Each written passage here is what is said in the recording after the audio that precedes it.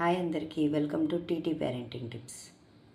ఈరోజు వీడియో ఏంటంటే, పిల్లలు మనం చెప్పిన మాట వినకపోతే ఎంత కోపం వస్తుందో కదా. ఎన్నిసార్లు చెప్పినా వీడు మారడు అని మనసులో అనిపిస్తుంది. కానీ ఒక్కసారి ఆలోచించండి, పిల్లలు పుట్టుకతోనే మొండివాళ్ళు కాదు. చాలామంది తల్లిదండ్రులు పిల్లల ప్రవర్తనను సరిదిద్దే క్రమంలో తెలియకుండానే కొన్ని పెద్ద తప్పులు చేస్తుంటారు. ఈరోజు ఈ వీడియోలో పిల్లలు మాట విననప్పుడు తల్లిదండ్రులు చేసే ఆ 3 ప్రధానమైన తప్పులేంటో, వాటిని ఎలా సరిదిద్దుకోవాలో తెలుసుకుందామా.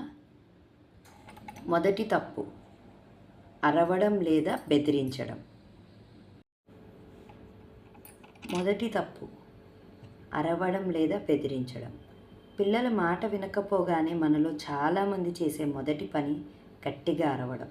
నువ్వు ఇప్పుడు ఈ పని చేయకపోతే దెబ్బలు పడతాయి అని బెదిరిస్తుంటాం.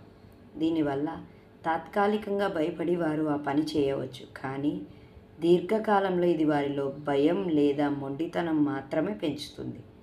మీరు అరిచిన ప్రతిసారి అరవడం అనేది ఒక సాధారణ విషయమే అని పిల్లలు ఫిక్స్ అయిపోతారు. మరి దీనికి సొల్యూషన్ ఏంటో తెలుసా? అరవడానికి బదులు వారి దగ్గర కూర్చొని కళ్ళల్లోకి చూస్తూ ప్రశాంతంగా కాస్త దృఢంగా చెప్పండి. వాళ్ళే అర్థం చేసుకుంటారు. ఇప్పుడు రెండో తప్పు ఏంటో తెలుసుకుందామా. నలుగురి ముందు తిట్టడం లేదా వేరే పిల్లలతో పోల్చడం.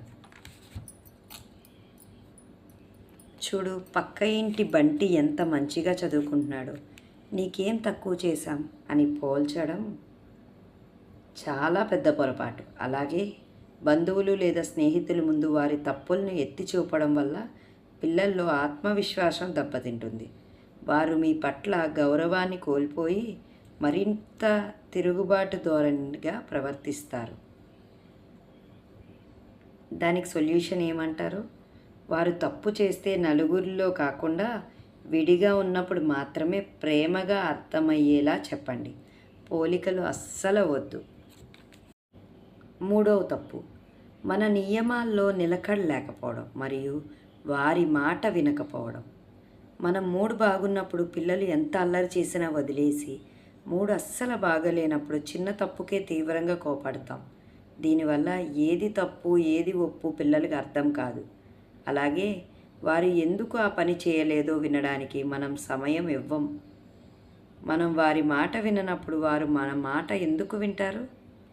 దీనికి సొల్యూషన్ ఏంటో చెప్పనా? ప్రతి ఇంట్లో కొన్ని స్పష్టమైన నియమాలు ఉండాలి.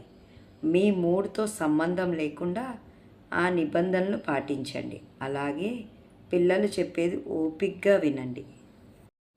గుర్తుంచుకోండి పేరెంట్స్, పిల్లల్ని మార్చడం అంటే వారిపై గెలవడం కాదు, వారి మనసును గెలవడం. ఈ మూడింటిని గమనించి మార్చుకుంటే మీ పిల్లలు ఖచ్చితంగా మీ మాట వింటారు. ఈ వీడియో మీకు యూజ్ అవుతుంది అనిపిస్తే లైక్ చేయండి. ఇంకా మీ ఫ్రెండ్స్లో ఫ్యామిలీలో పేరెంట్స్ ఉంటారు కదా, వాళ్ళకి ఖచ్చితంగా షేర్ చేయండి. మరిన్ని పేరెంటింగ్ టిప్స్ కోసం మన ఛానల్ సబ్స్క్రైబ్ చేయడం అస్సలు మర్చిపోవద్దు. మీకు వీడియో ఎలా అనిపిస్తుందో కూడా కింద కామెంట్ సెక్షన్లో చెప్పండి. ఇంకా నేను చెప్పిన దాంట్లో ఏమైనా మిస్టేక్స్ అనిపిస్తున్నా కూడా కామెంట్ సెక్షన్లో చెప్పండి, నేను కరెక్షన్ చేసుకుంటాను. Thank you.